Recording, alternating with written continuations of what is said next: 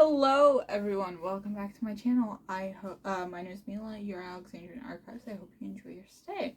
Today we are doing the long-awaited that nobody asked for. I'm kidding. Let me be delusional, okay? We let each other be delusional on this channel. Review for the Kobo Sage. Actually, I'm going to take this thing out of its case because then it looks prettier. Because you can't see it in the black case. So I want to get a green one. So, but I haven't been able to get to integrate. So here she is in all her glory. She is bigger than my face. So this is the Kobo Sage. And this is a custom screen that I made for the Kobo. So instead of having the book covers up, it has a custom screen. So this is the painting of the School of Athens, and it just says Alexandrian Archives, learn, read, discuss, and there's like a Penguin Classics book cover generator where you put in your picture and then you type in your stuff and then you can download it.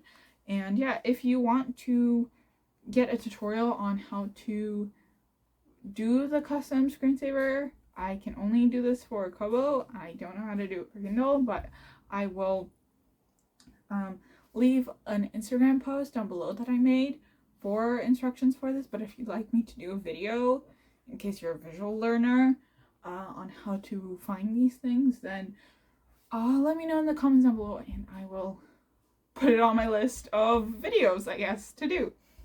So yeah, so this is the Kobo Sage. I believe this is one of the earlier versions, so not the most recently re-released ones or whatever. But yeah, I do have my notes for this review on here, so just give me a second. I'm gonna go find it. And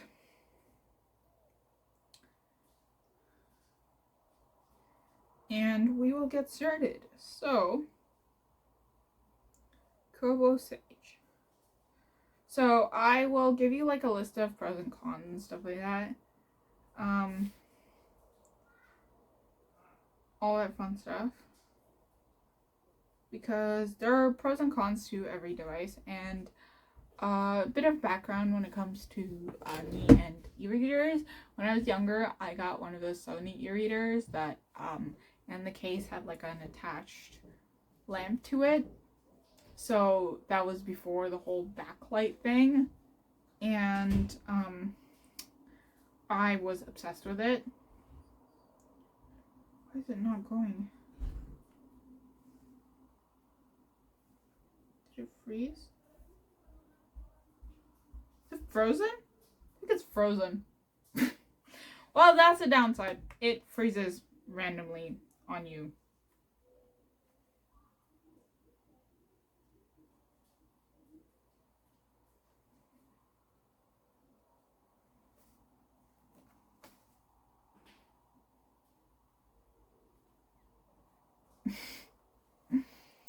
Randomly freezes on you.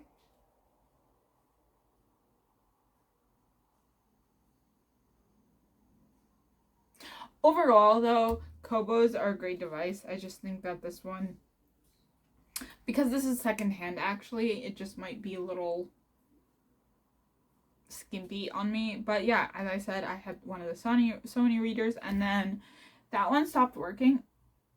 Battery's low? What do you mean battery's low? I barely used it today. I'm gonna check the battery on the... Okay. Battery's low, my foot. Ay. Okay, we're just gonna charge it as I am filming my video. This is so chaotic. What the heck? This is so chaotic. Like, at first it freezes on me, and then it says 9% battery, and now it's not even charging. 39%, 9% battery in my foot. So, where'd it go? Kobo Sage. Okay. So sometimes it does, like, totally randomly freeze on you for no good reason. Okay, let's get to it. Apologies. So, after the Sony e-reader sort of stopped working and I sort of forgot about it, I found out that Kobo bought Sony e-readers, and then, so the Sony e-readers went out of, like, distribution and making, and they were making Kobo e-readers, with sort of the same technology and stuff. I'm not too, knowledgeable on the details, but that's basically the gist of it. And I was like, Dad, I want an e-reader. And he's like, okay. So we went to Indigo, and at first I was going to get the Kobo Nia because it was cheaper. And I was like, I don't want my dad to spend a lot of money on this. I'll just get the smaller one. And he's like, nah, get the slightly more storage one. So I got the Kobo Clara HD, and I've had it for quite a long while. And then,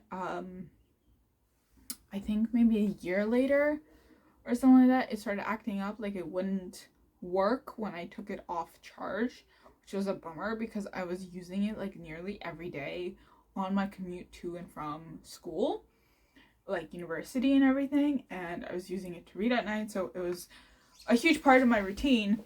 And I was like, okay. So I contacted Kobo support because we are independent girlies in this household, and I'm the eldest daughter, so obviously I'm gonna do it myself.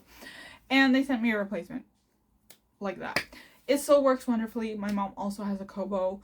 My sister now has my Kobo Clara HD. It's her book. I downloaded a bunch of like kid books on it, so she reads once in a while and she likes it. So, and then I got this one secondhand off of Facebook Marketplace. So yeah, I wish they had this in like a different color. You know, like the Kindle that comes in like sage green? I would love a sage green Kobo, or a white version of the Kobo Sage. So yeah, so Kobo Sage notes. Pros: amazing feel, so much faster than previous generations of Kobo, which is like you'll see it if you. What's another plus? I would recommend it for those that annotate and that have notes, I guess. But I wouldn't recommend it for very, very heavy note-taking students, like science student, med students, math students, no. But literature students, philosophy student, classical studies, that liberal arts aspects of notes, history students. Yeah, I'd recommend it.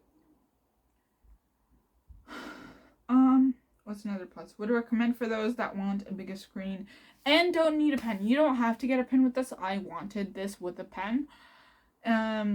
There is some palm rejection feature when you're writing. So you can flip the buttons. So, for example, at the moment, the bottom button shows that I'm going to go forward. And then the top button is I'm going backwards, which you can't really tell, but... And then if I go into settings, I can flip that so that the top button is the one going forwards and the bottom button is the one going backwards. Yes, what? So, as I said, you can flip the buttons, and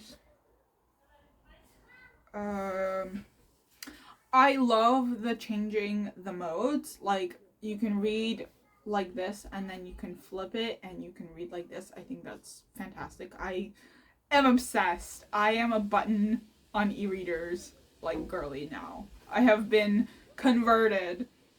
Another one is waterproof. I've been caught in the rain a few times with it.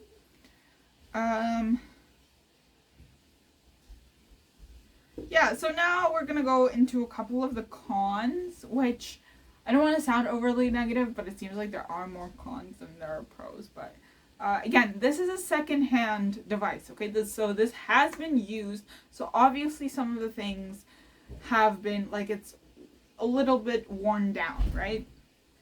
But compared to my old one, this does have quite a bit of cons, right? The screen feels slippery when writing. It's not like, for example, the Remarkable 2, which boasts that it feels like writing on screen. It feels like you're writing on a screen. So it feels like I'm writing on an iPad, but with an e-ink screen, which is a con because you think that it would feel like paper, but anyways. A pen is not ergonomic at all. It is not comfortable to hold for a long time. There are no grips available for it in the market because the buttons are on the bottom where your fingers are holding it for ease of access. So I don't think there are marketed like grips for that specific pen. Plus there's a second generation pen, which I feel like if any grips do appear, they're going to be marketed towards that more, because that one has one button where your fingers are and the eraser is on the back, so you flip it over and erase it. Exporting EPUBs and PDF annotations specifically would probably help bring in so many more customers, especially students. This is one of the biggest downsides, is I can't export any of the annotations I make in my books. Like, I can look at them on the Kobo, fine, like, that's fine because there's a way to find it in your specific annotations on the books. But I can't export the annotations. What the hell do I have this for? Like, you might as well splurge on a Remarkable or get an iPad and just put the paper-like screen on it. I don't know.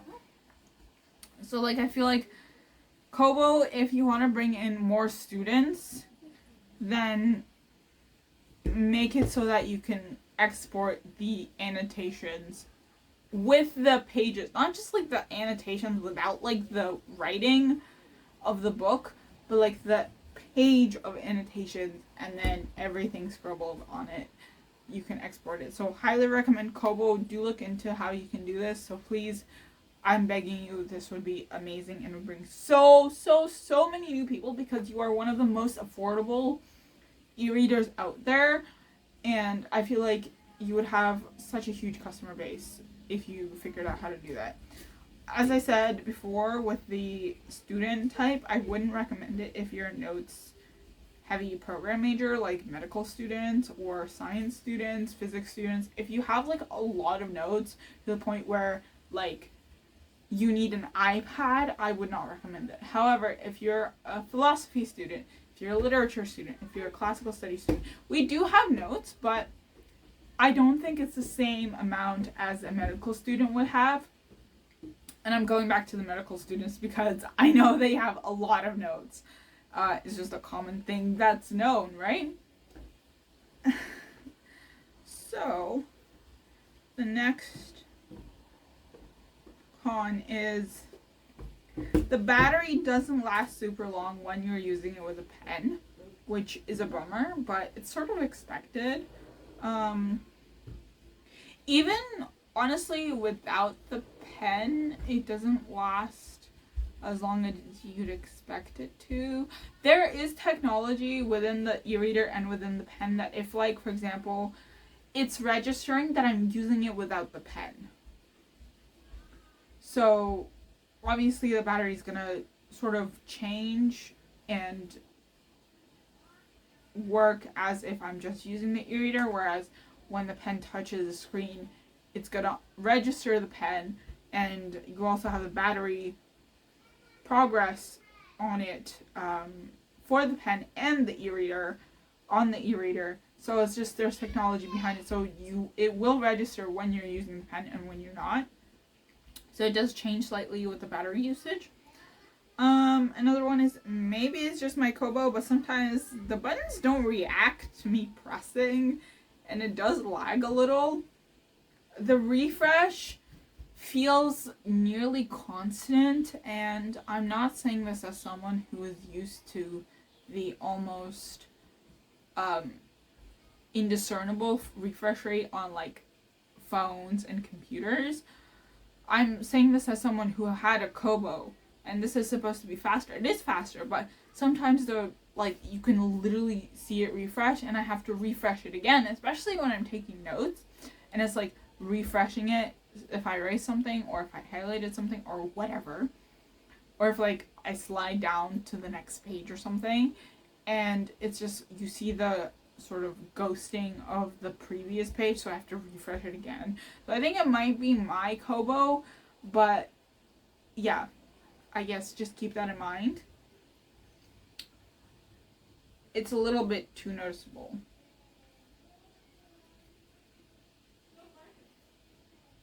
See, I pressed twice right now, and it did not function. Like, it did not register me pressing, and I pressed pretty hard. Uh, it is a fingerprint magnet. My Kobo, my previous Kobo, had a case on it that covered sort of the bezels. Okay, we're gonna go with technology terms here, like pixelated technology terms here. And there aren't any cases that would cover the bezels, so I don't have fingerprints on it. Also, we need sleep cover style cases, but with a transparent back, because I need like a cover on the, like, I need something covering the screen, because otherwise it'll get scratched, because I throw it in like my bag and that's it, right? Like, I'm still more careful with this, but like, you know, still want to be like wary of it. So we need a sleep cover style case, but with a transparent back, because I want to put stickers on it. I want to make it pretty. No, this is a little bit boring. I am a colorful girly. I want to make it pretty. It didn't register the button again. Didn't register at all. It randomly, I think it's just my unit, it randomly lowers the brightness. Just goes from like 50% to like 0, and I think that it's frozen. And then I have to manually put it back up. It just happens randomly, absolutely randomly. Sometimes freezes on me out of the blue, just like it did at the beginning of the video. And I'm gonna add this extra con. It says that it's like low percentage, but then you check it, right? And it's at 35%. So when I refreshed it, when I rebooted it at the beginning of the video, it said battery is low, 9% left. And then when I went to check the battery on the Kobo itself, it says 35%. I'm just like, what? Apologies for the music. My sister is taking a bath. Also, I sometimes have to like flip it around for it to register the flip. It's another con. It's just, I feel like I'm being a little bit too harsh just because this is a secondhand device and I should expect some things, but I don't know. Yeah, so that is a good chunk of the video, I believe. I still really like this device as my main reading device. I think it's amazing. A good $150 well spent. Also, it randomly turns on the Wi-Fi. I'm like, I don't need the Wi-Fi because I download all my books. I don't like I transfer all my books from my laptop. I don't really buy very often. But yeah, so I definitely still recommend checking Kobo in general out. I think I might also go for a Kobo Libra color. I don't know. We'll see. Kobo, please sponsor me. I beg you. But yeah, I love this thing with passion. I really, really love it. And the notebooks feature, the overdrive feature, the Kobo store feature in general is pretty great.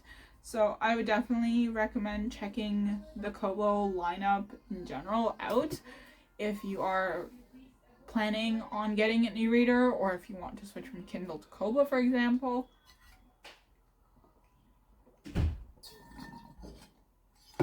So yeah, this isn't particularly heavy. Never have I had any problems with the weight of it.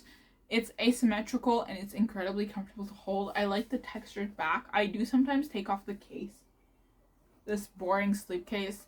I do have, so when I got it, the person that was selling it had like a pen attachment, so you can't see because it's black, but it's like this thing. It makes it a little bit bulkier and it's not the most comfortable when you're folding it, because you can fold it and then you can prop it up, because it hits it, so it makes it a little bit uneven, which bothers me a little, but it's useful, although it's not the most secure thing to put your pen in.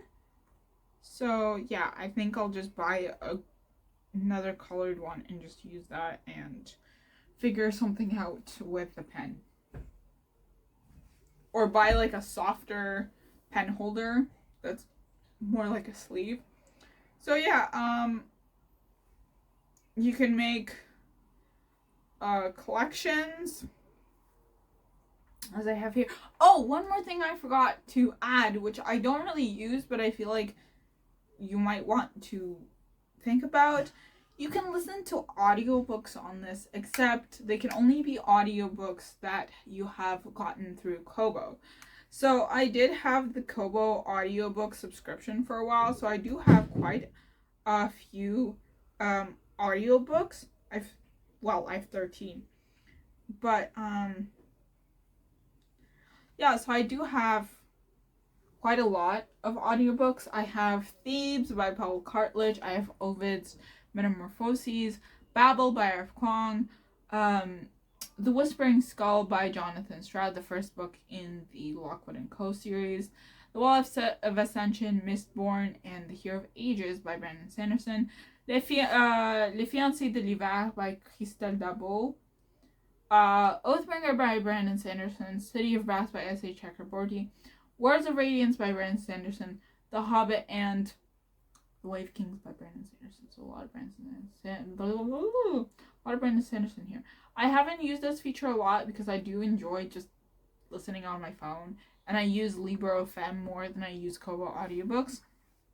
And you can't sideload audiobooks yet. So I just like the I'm gonna get fancy with the terms here. I just like the look of Libro.fm more. And the fact that they support indie bookstores is a great thing, a great initiative. And if you'd like to support indie bookstores as well, I will have a referral link down below. If you decide to purchase a membership or purchase a book, I will get a credit free. So that will help the channel. And I will have links down below to anything that I have mentioned in the video. So yeah, I really enjoy this. Highly recommend checking this one out. And checking the Kobo lineup in general. Yeah. This is the Kobo Sage review. I hope you enjoyed this video. Like, comment, subscribe. Let me know your thoughts down below. If you have one, if you're planning on getting one, which one you're planning to get. And I will see you. Check out all my socials, and I will see you in the next one. Happy reading.